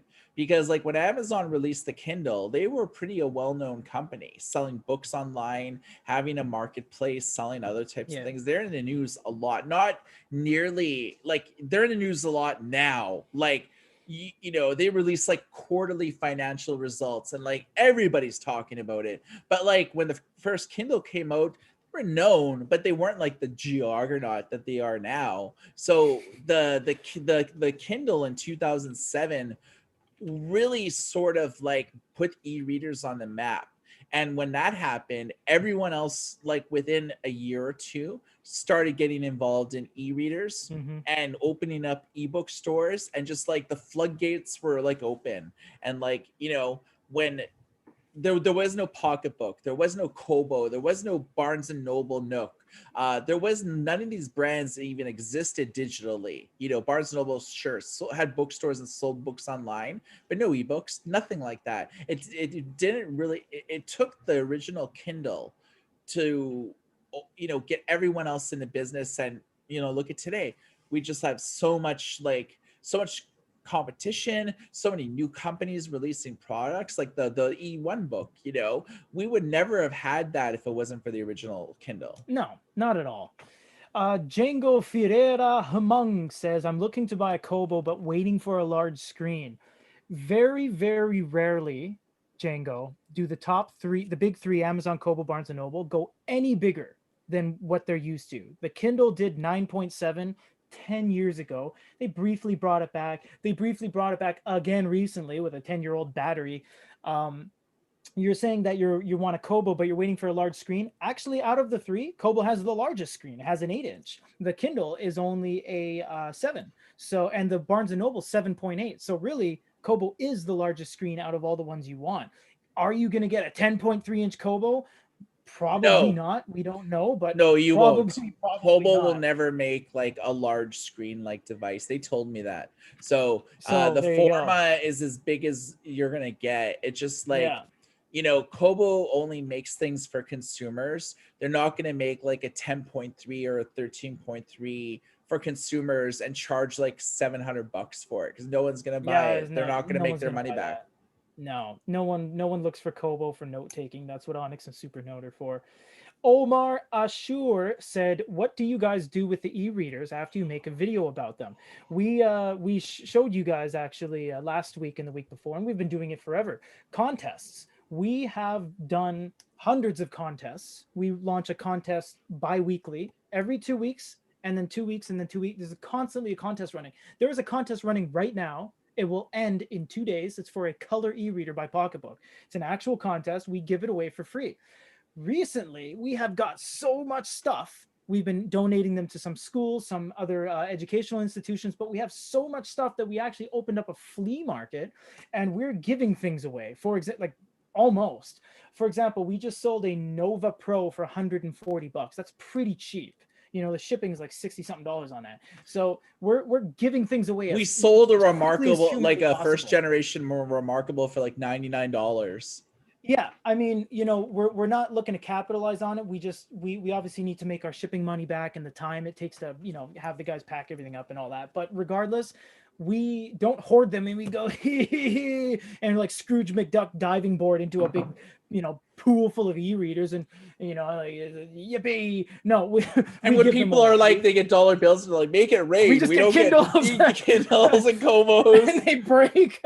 Totally. It's like, ow, ow, ow, ow, ow. Stop it. Poke myself in No, the eye and stuff. It's like, oh my we God, legit I'm give them bleeding away. all over. And then having to go to the emergency room. It's like, sir, were you involved in like a fight or like domestic battery? It's like, I just tried to make it rain, man. I just tried to Make make it it rain. rain 6 inches.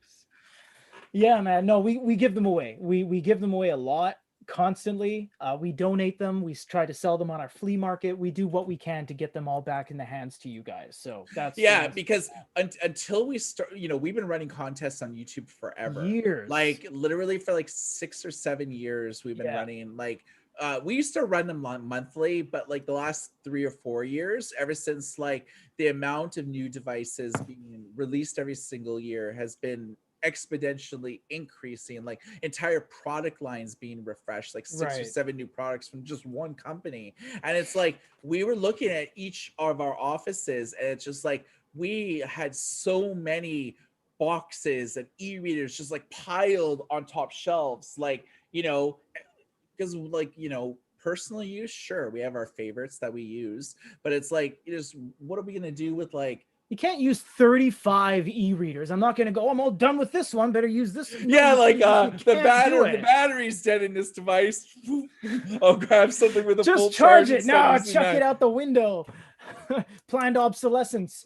Yeah, we don't even use USB cables. Once a Kindle dies, we just open up a fresh one and just start using that one. Yeah. No, man. Yeah, we do everything we can to give them back to you guys. We honestly do. I mean, get in on our contest because recently the odds are actually dwindling against your favor. We've been getting upwards of 3,000 entries, so we do our best. But if you become a paid member, every time you enter the contest, you actually get 10 votes. So your entry counts for 10 times. We enter your name 10 times in the automatic generator. So you're way likely to win it if you become a paid member. So yeah. Someone says, Abraham, paid member, actually, right here, says, "What e-reader do you guys use, Michael? What do you use? What's your go-to? What do you pick up off your table?" Um, so I was using the Kindle Voyage for like my That is daily a nice one. driver.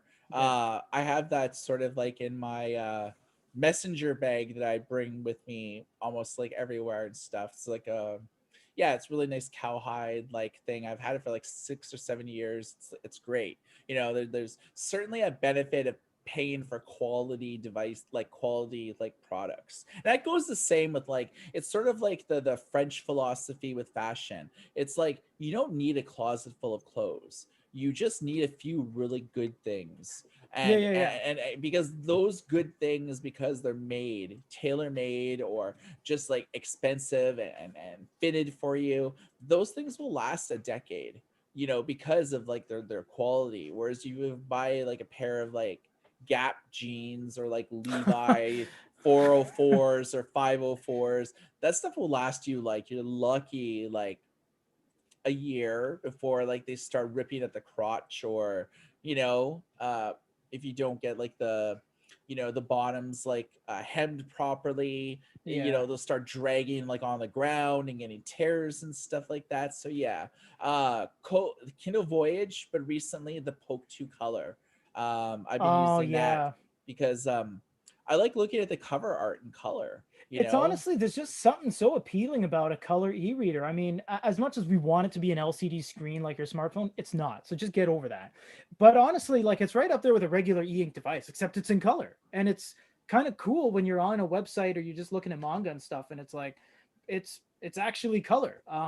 I have found myself I was using the Poke 2 color up until this sorry, the Pocketbook color, but then the Poke 2 came out, and I'm able to download my Outlook, and I'm able to download like Facebook. So if I just want to swipe through stuff and not have my eyes stare at a screen, because as you see, we're staring at screens for 12 hours a day. It's nice to look at an e-ink screen for a while. Yeah, I'd say I have been personally picking up and down more of the color stuff recently, mostly because we have to report on it. But again, it's because, yeah, like Mike said, it's just nice to have the color.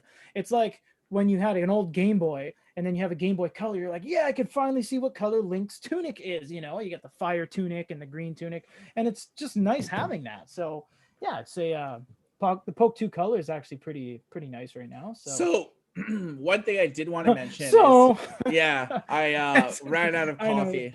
that's So fine. I just got a new phone. I got the Oh yeah. iPhone 12 Pro Do you Max. need four more cameras? I can lend you some more cameras so it just looks like a honeycomb at the back if you want. These photos Or are do you like need awesome. three cameras, Mike? So one is like actually like a pretty good telephoto lens, so you could like Oh, that's cool. go So like it's not to digital zoom, it's actual zoom. yeah. And Yeah. there's Nice. like sort of like a night mode on it. So I've been actually walking a lot at night because like, by 6 o'clock right now, it's like pitch black outside. So I've been taking a lot of like night photos and stuff like that. But yeah, so this is like I think like a 6.7-inch screen. So it's pretty big.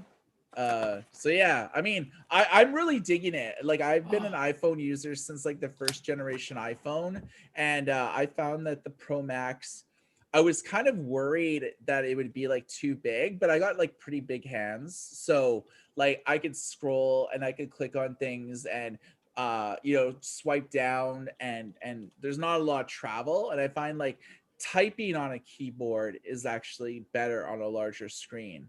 You don't have to go to Hmm. landscape mode or anything like that. Portraits like fine, just type with like my thumb or like two fingers or something, hold it hand by hand. I like it how it's like, you know, the resolution is the highest it's ever been. The PPI is the highest it's ever been in an Apple phone. I think it has like 6 gigs of RAM and well, so I've had like no stuttering. Like everything just like Yeah. instantly opens, and I think like it starts at 128 gigs for storage. And so for me, that's big. I mean, I stream everything anyways, but I have like 30 gigs of pictures. I have like I have like a lot of like apps installed that I use daily and stuff like that. They all take up varying degrees of storage. I listen to Audible a lot.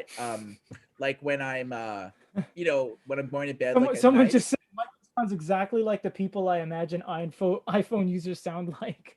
Yeah, I mean, I don't know. It's fine. No, it's So fine. I've been like an Apple guy for a pretty long time. Like I got like an Apple TV. I've had an iPad ever since they started making iPads. Um, I've always sort of had iPhones just because synergy. I could like, throw something that I'm listening to on my iPhone, and an app will install on my iPad. The app would install on like Mac OS. I could control my TV with like my iPhone, instead of just a default remote. Yeah. So I'm heavily invested in like an ecosystem, but like I do have Android devices too. I mean, I have like a development phone that I use for like app creations for like the Goody Reader line of apps that we have, just to test them and stuff like that. But yeah, I mean, just kind of want, because it's like the the Pro Max just came out, like and it's not even available in a lot of countries yet. It took like Yeah. a month from when I pre-ordered it for it to actually like arrive. So yeah, I mean, I was really worried that 6.7-inch screen would be too big, but it's actually not. And I've been actually using it more to read ebooks, or to like read like news and things like that, like You mean I you don't use an e-reader? Oh, no, I do, scandal but at Goody Reader, Mike. Can't um take that back. I use it to read like Feedly and like Google News, and I have like routers, and then I have like, local sports things like TSN and Reddit and things like that. So I use my phone to like access like more news like stuff or audiobooks. And I found that the speakers on this phone are way better than previous gen iPhone. Like I upgraded from like the iPhone XS Max, and at full volume it wasn't really loud. This is pretty well, probably is double as loud as my XS Max. Like volume basis, just plain volume out of the speakers is Yeah. probably about 1.5 times or 2 times better. And Apple never really kind of mentioned the audio enhancements during like the keynote for this. So I was pleasantly surprised that like when I watched the latest episode of Star Trek Discovery on this phone, instead of like my iPad or like on my LG TV. But yeah, it was a great audio experience, and it plays HDR and stuff like that now too. So that's Nice. great. Sweet. Good pitch, and you can buy an iPhone on our store. No, I'm just kidding. We don't sell those. No, Mayur Gauda says America is easy to ship things to. They have less taxes. I have to pay 42% in my country. I think that was India. Yeah, it is very expensive to ship to India. We understand that. That's why we always kind of mention if you live in Brazil or India or these places that have high tax or high VAT. We always ask if you have like an American reroute address or something just to kind of avoid all that. So, you can always contact us if you have any of the questions of how you want us to ship things. We can always relay it to the team, regardless of what depot it's coming from, and we can get it done. Someone also said, the same person, Mayur, said, any news from Boyu about new products coming in the future? I'll relay this to Mike, but I will say that 2020 had nothing from Boyu. So, Mike, what first do you think time about in like Boyu? first time in like 5 or 6 years that they haven't released a new Yeah, device. I think right a on. lot of their energy was like devoted towards upgrading the previous generation lineup to Android 8.1. So I believe the Mars, the Alita, and the Aries right now all That's have right. They skipped the 8.1s. muses. Yeah, Yeah, the Muses and the Mimes are the only two that aren't running Android 8.1 right now. Um, they a lot of things are going on with that company. I believe firstly, they had like the warehouse, the manufacturing, their offices, and everything all in one building. So in yeah, one building, they were able to do everything. And then I believe that maybe the company might be in trouble.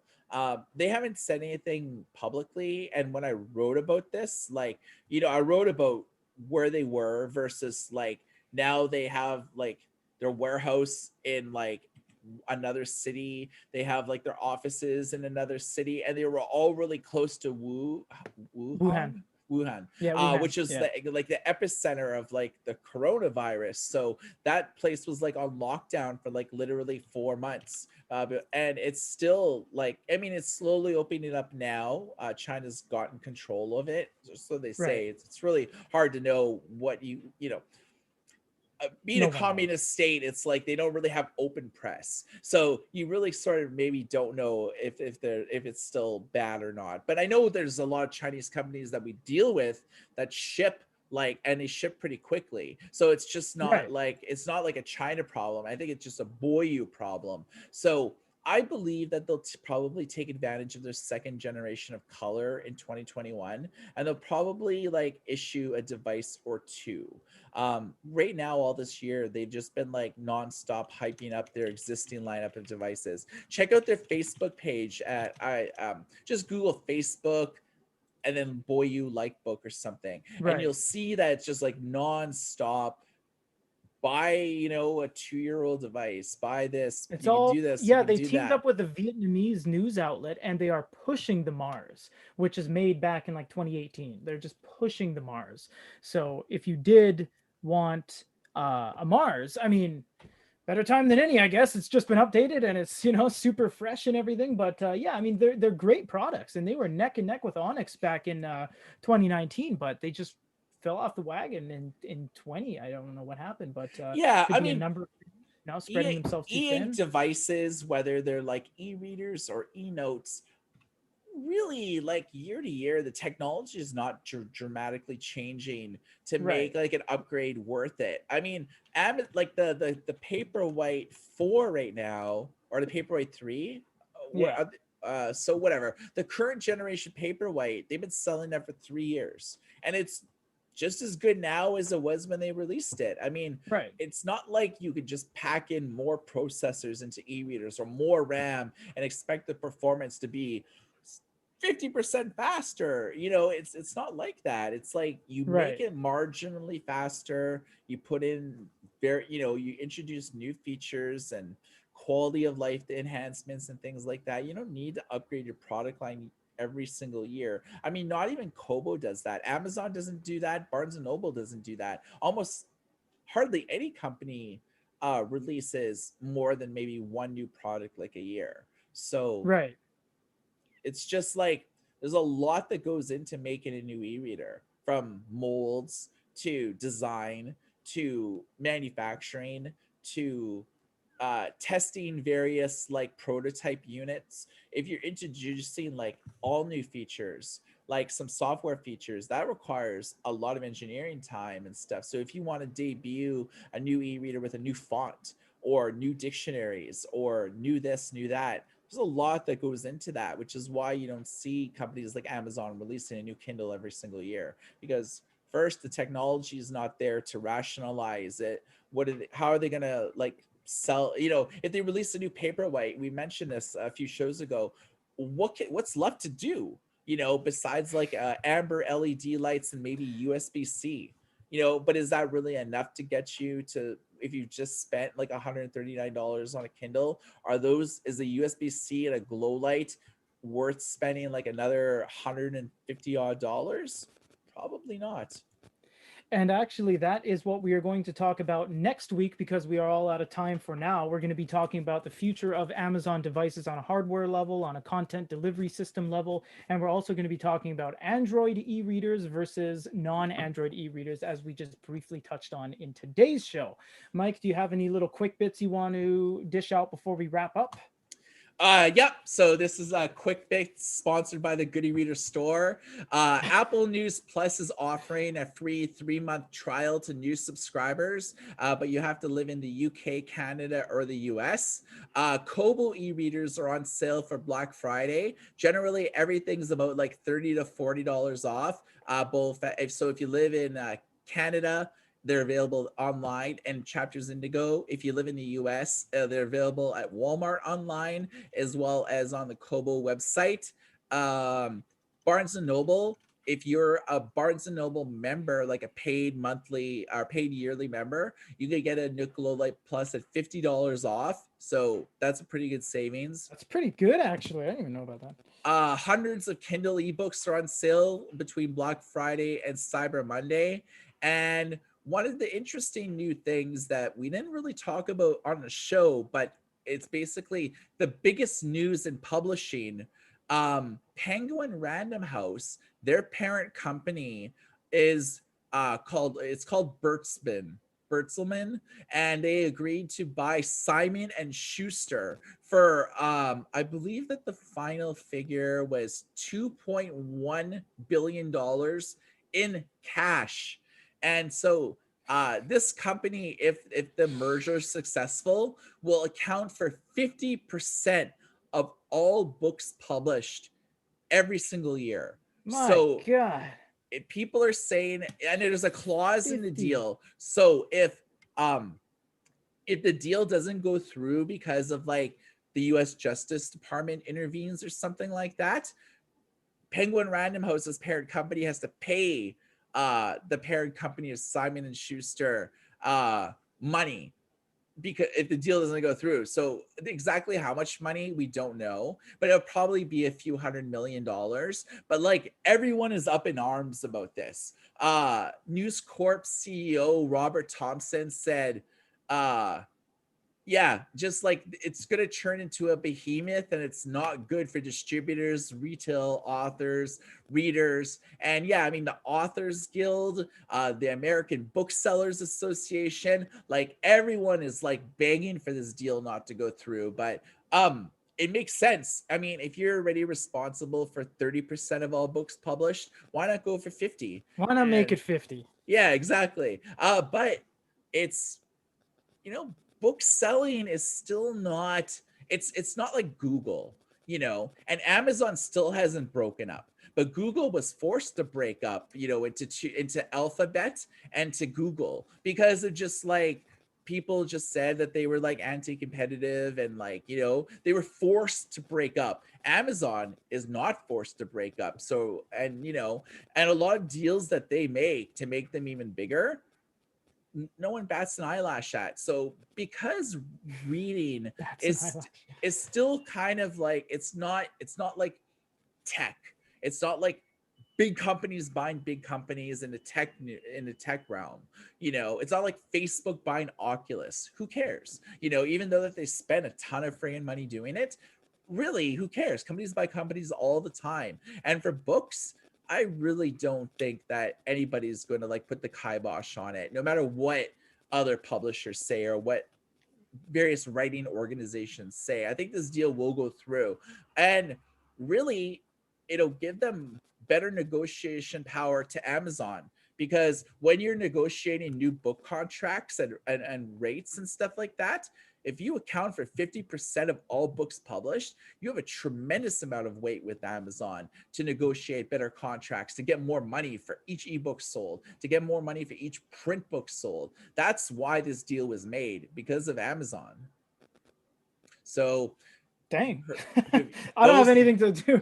I don't have anything to do with that. Mike runs the news publication team. He hears about all this stuff. I hear in passing at like Zoom meetings and stuff, but I don't have too much take on that. It's yeah. amazing. So if you want to hear about all the daily news in the e-reading and digital publishing Goody Reader. industry, goodyreader.com, and just type that into your web browser, no matter if you're using AR goggles, VR goggles, if Or you're a hacked using the, virtual boy and everything's just red lasers shining into your yeah, or cornea. if you're using the new prototype Tesla brainwave thing that he's Oh developing, God, you give me a could you could you break. could just visualize me reading these articles like aloud to you. So how about that? Like I'll read to you every single article we have if you get like one of those neocortex things from like Elon Musk. You But can yeah, you can choose from the voice settings and it'll just be Mike's voice as one of the options, and you're like, hey everybody. That'd yeah. be great. Imagine just hearing my voice like for like 2 hours a day, every day, just like reading articles and like narrating things. It's like,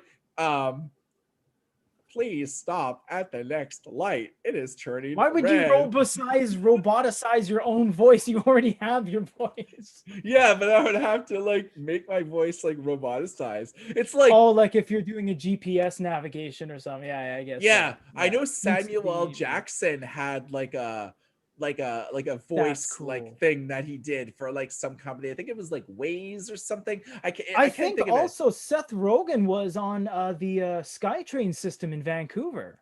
Yeah, Yeah, yeah, because that's right. he's a Vancouver boy, and Yeah, when yeah. I've met him on set a couple times. TransLink was like having an open call to change SkyTrain is basically an elevated form of a subway. It's all like it's think of it as like a sort of a monorail Well, system. they have that in Asia, and even Chicago has like an elevated train. It's like So that in yeah, it's Vegas too. yeah, elevated Uh train. It's yeah. monorail basically. Yeah. So at every stop, there's sort of like a woman's voice doing it, and Seth Rogen really wanted to have his voice on there. So he said, "I'll do it for free, and like Yeah. no royalties or Next anything." stop is Science World. He Yeah, does the whole. totally. See, Seth Yeah. Rogen's kind of cool, but he's really kind of known for stoner like comedies, which Yeah. I guess fits well Yeah. to Vancouver because like pot's been legalized here for like a couple of years, and like That's we're right. kind of really kind of well known for like cannabis culture. And so I guess Right. he's a good rep, but I would rather have heard like Morgan Freeman's voice or like Yeah, it's Samuel soothing. Jack. Yeah, like he has like Yeah. a very deep, soothing voice. That would have been great. Yeah, there you go. Ace of Base. That's right. He said Chicago. It's called the L, the elevated train. That's right. Yeah, same thing. We call it SkyTrain because it flies in the sky. So yeah, my little plug time. We have a contest running on YouTube. We have over 2,000 entries already, 10,000 views. Get in on it because it is announced on the 30th, and we will be live every weekend. And occasionally we'll do some flash lives in the middle of the week. We haven't decided just yet, but we will be every weekend. And yeah, the topics of discussion will change every weekend. So get in on it, weigh in on it, win some free stuff, chat around, and learn some stuff while you're at So it. how do people know whether they've won or who won the contest? What do you normally do for I videos to let sent people them know? the yeah they are tagged in your at symbol, and you will get your name tagged, and you will send us an email. So it is all good in the hood. Nice. So yeah, if you want to see if you want or not, we usually just like send you like a message or tag you so it shows up in your notification feed. I believe we've also like changed the description of the message saying Yeah, this person won the contest, contest closed or whatever. And that's right. then get prepped up for like the next contest. One last thing before we go, we're around like 90,000 subscribers Oh for our man, we're right YouTube on the channel, cusp. I and know. we really want to get to 100,000 subscribers. Our goal was sort of at the end of the year, because this year I think we got like about 30 or 40,000 new A subscribers. lot. Yeah, We just in really one year. Yeah. yeah, like we really grew this year, and um we really want to hit 100K, um just like to get there. Like no Yeah, other 100K e-read club. I mean, no that's we no want that. e-reading Yeah. channels anywhere close to that. Yeah. Any channel that there's a lot of even just general tech sites that have like Oh, maybe one or two of course. authors, and they're small operations, but they're well read, but they still don't really have much of a YouTube presence. Whereas like we're all over YouTube. Like if you want to like know anything about e-readers or e-notes, it's like chances are if you're Googling or you're searching in YouTube, our videos like pop up. Like I used to Yeah. live like 4 or 5 blocks like away until I bought this condo. And I found out that under my previous address I had to get some mail, and I ran into a friend that I had worked with in the games industry, and like I've known him for like 10 plus 15 plus years. So I met him, and he just kind of gave me my mail, and we were just chatting, and he's like, yeah, it's actually kind of funny. I had two friends wanting to buy e-readers, and they said that they were like typing them into Google, and they found your site, and they were watching videos, Yeah. and it's like, I worked with that guy, I know that guy, and I was like, That's yeah. cool. So it's nice to like a lot of friends that, passing acquaintances in just life, who are like, they reconnect with you because like you know you have your YouTube channel and stuff like that. So um if we can get to 100,000, if we can get to 10,000 subscribers, we're gonna do 100,000. yeah. If we can get to 100,000 subscribers, we're gonna do a crazy giveaway. We're gonna give away a Sony digital paper. We're gonna give away a Quirk Logic paper, and we're gonna give And away an Onyx Books Max Lumi to yeah, like three of like our subscribers. So well, once we get to 100,000 subscribers, we're gonna do like a massive giveaway and have like it awarded to just a few people. And for one of our paid subscribers, one of those 13.3 expensive e-readers will only be available for contest or sort of like people who are the, paid the members paid to VIP like our member. YouTube channel. So Yeah, whether we have 10 members or 50 members, your odds of winning are dramatically increased because that contest would only be open for paid subscribers, and the other devices would be just available to the general public. that's right. Let's get there. Yeah. So tell your mom, tell your grandma, tell all your friends, tell your some people actually have YouTube amounts cats like accounts that they made for their cat, and they just show like cat videos. Get your cat to subscribe. Get if you have like a dog and he has a YouTube channel, get your dog to follow us. Yeah, You know, basically your family. You know, Thanksgiving is was yesterday, but some people are still at their parents' house today. Get all them to right. subscribe.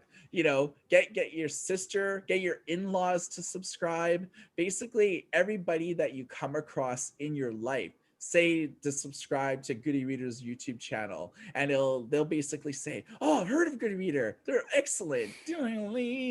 And That's yeah, guitar riffs all day long. Yeah. yeah, man. So everybody, thanks for another compelling show. Hopefully you've enjoyed listening as much as I enjoyed talking. I don't know about that, man. For goodyreader.com, my name's Michael. This is Peter. Everybody take care.